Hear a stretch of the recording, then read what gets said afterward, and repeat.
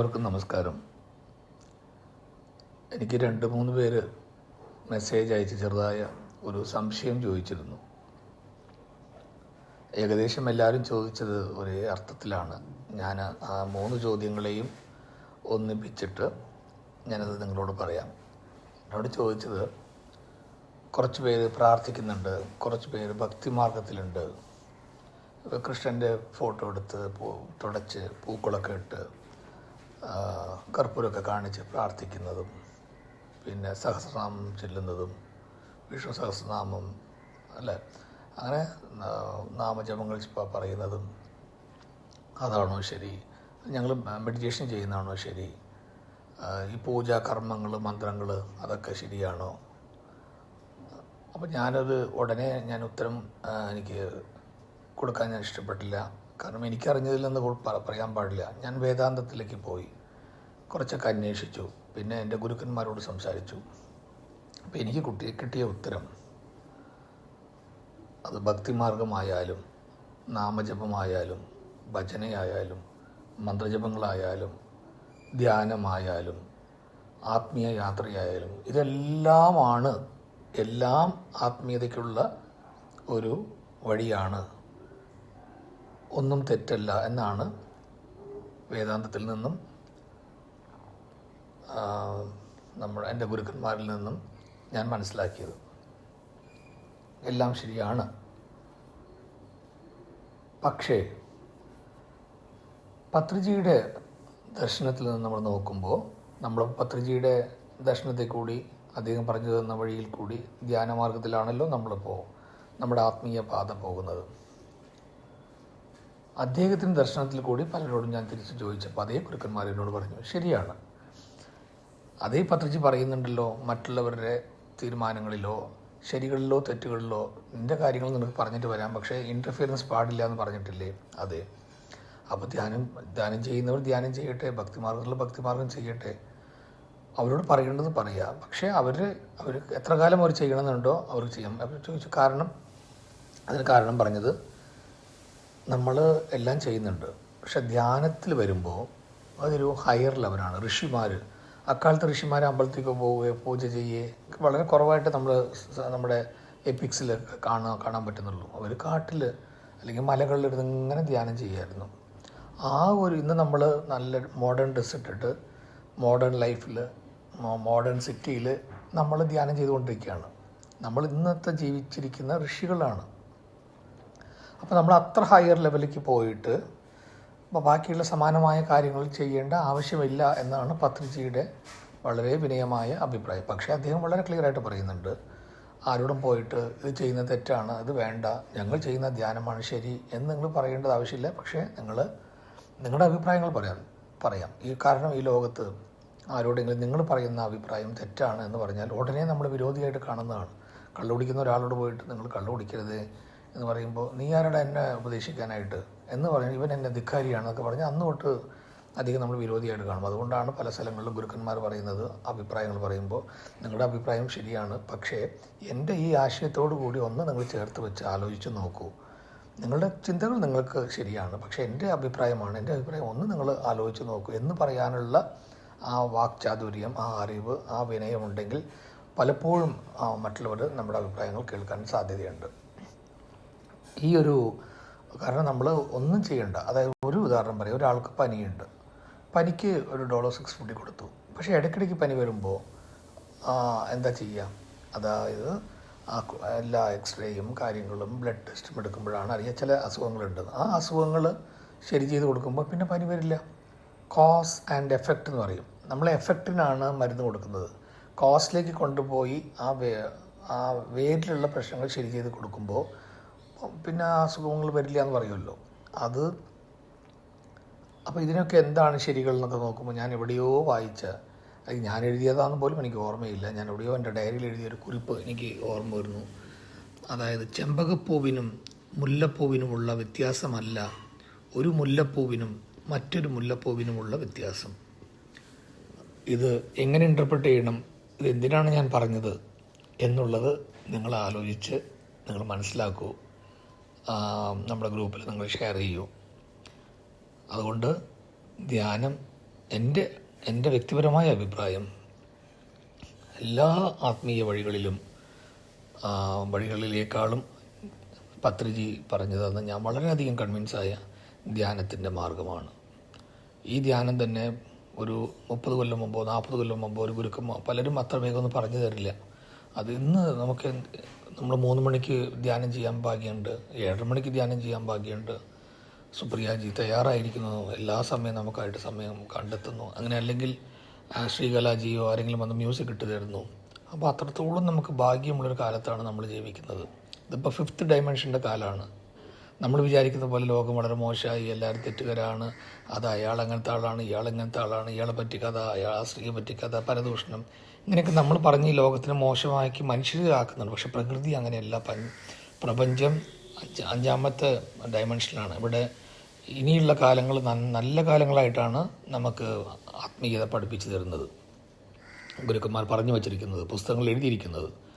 ഇനി കാരണം ഇവിടെ ഇങ്ങനെ ധ്യാനം ഓരോ ദിവസവും പത്രിജിയുടെ ഈ ഒരു വിപ്ലവത്തിൽ, സ്നേഹത്തിൻ്റെ വിപ്ലവം അല്ലെങ്കിൽ ധ്യാനത്തിൻ്റെ വിപ്ലവം അല്ലെങ്കിൽ അറിവ് പകർന്നു കൊടുക്കുന്നതിൻ്റെ വിപ്ലവത്തിൽ എല്ലാവരും ധ്യാനം ചെയ്യുകയാണ്. എല്ലാവർക്കും ആത്മീയ മൂല്യങ്ങൾ കിട്ടിക്കൊണ്ടിരിക്കുകയാണ്.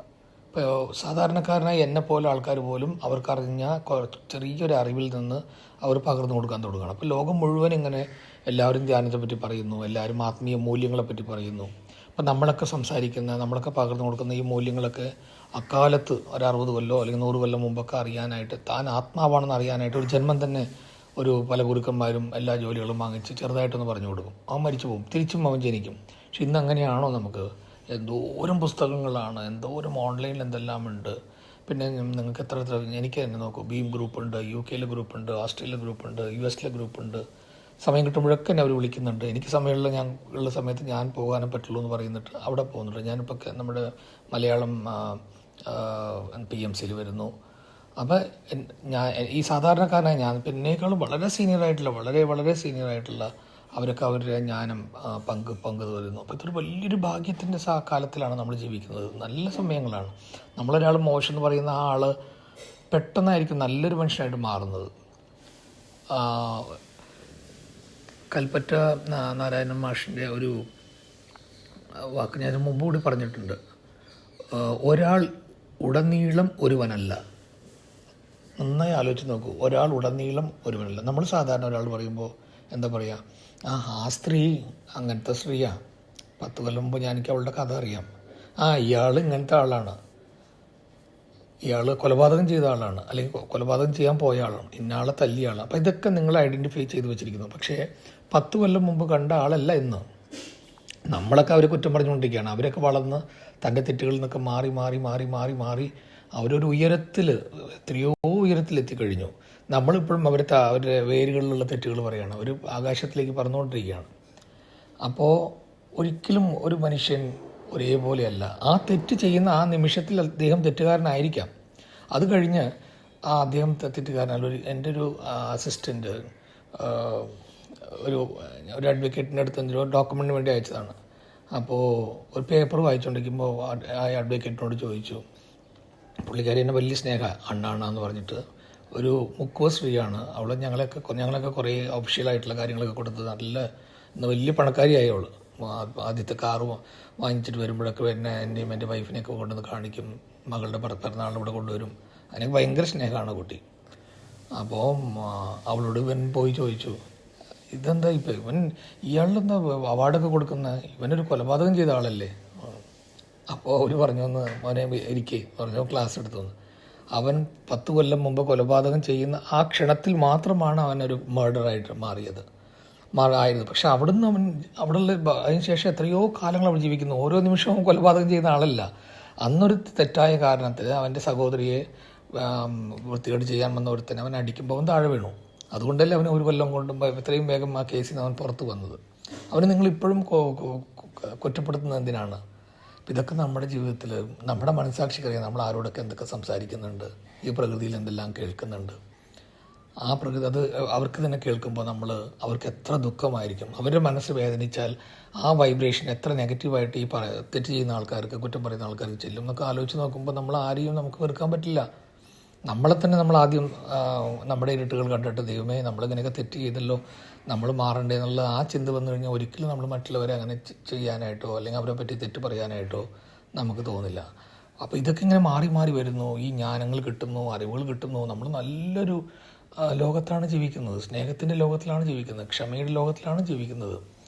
ഈ ഒരു ഭാഗ്യമേറിയ ഈ നിമിഷത്തിൽ ജീവിതത്തിലെ ഓരോ നിമിഷവും നമ്മൾ ആത്മീയ ജ്ഞാനത്തിൽ പോയി ധ്യാനം ചെയ്ത് എനിക്ക് വളരെ സന്തോഷമാണ്. PMC മലയാളം കേരളത്തിൽ ഈ സുപ്രിയജിയിൽ നടത്തുന്ന ഈ PMC മലയാളം. കാരണം നിങ്ങൾ 3 മണിക്കൊരു മെഡിറ്റേഷൻ, 7:30 മണിക്കൊരു മെഡിറ്റേഷൻ, പിന്നെ സമയം കിട്ടുമ്പോഴൊക്കെ ഒരു ചെറിയ സത്സംഗം, അതൊക്കെ നിങ്ങൾ ചെയ്യുന്നുണ്ട്. എല്ലാവരും അതിൽ പങ്കുചേരുന്നുണ്ട്. എല്ലാവരും അല്ല, 108 109 പേരുണ്ട്.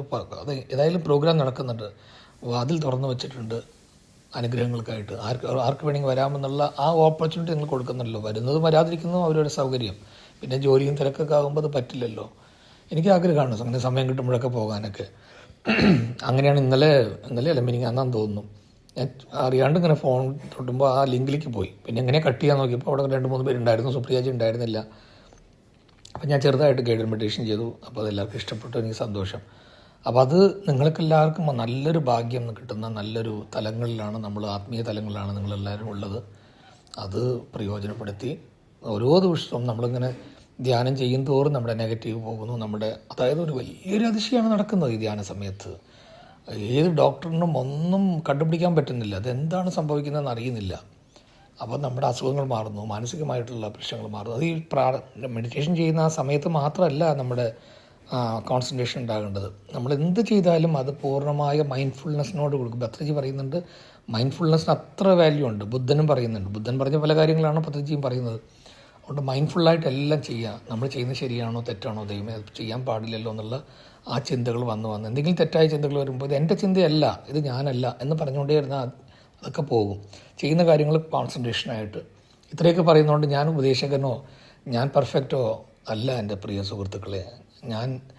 എനിക്കറിയുന്ന പറയുന്നത് ഞാൻ പറഞ്ഞു തരുന്നു. അത് ഞാനും കേട്ടിട്ട്, എൻ്റെ കാത് വഴി കേട്ടിട്ട് എൻ്റെ അറിവിലേക്കും എൻ്റെ ഹൃദയത്തിലേക്കും എൻ്റെ ആത്മാവിലേക്കും എൻ്റെ മനസ്സിലേക്കും കൊണ്ടുചെന്ന് ഞാനും ഈ കറക്ഷൻ ചെയ്തതാണ്. ഞാൻ പറയുന്ന സമയത്ത് അത് എനിക്കും കൂടിയാണ് ഞാൻ പറയുന്നത്. അതുകൊണ്ട് ഞാനൊരു വലിയൊരു മാസ്റ്ററോ ഉപദേശകനോ ഗുരുവോ ഒന്നുമല്ല.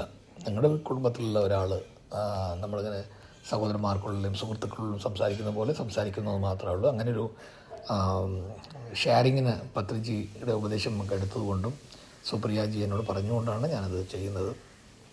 വളരെ സന്തോഷം. മനസ്സോടെ നിങ്ങളോടൊക്കെ സംസാരിക്കാൻ പറ്റുന്നു, അതും എൻ്റെ മാതൃഭാഷയിൽ സംസാരിക്കാൻ പറ്റുന്നതിൽ എനിക്ക് വളരെ വളരെ സന്തോഷം. നിങ്ങളെല്ലാവരും ഇതിനൊക്കെ ഫീഡ്ബാക്ക് തരുന്നതുകൊണ്ടും അതിനെപ്പറ്റിയുള്ള നല്ല അഭിപ്രായങ്ങൾ പറയുന്നതുകൊണ്ടും എനിക്ക് അത് വളരെ നല്ല പ്രചോദനമായിട്ടുണ്ട്.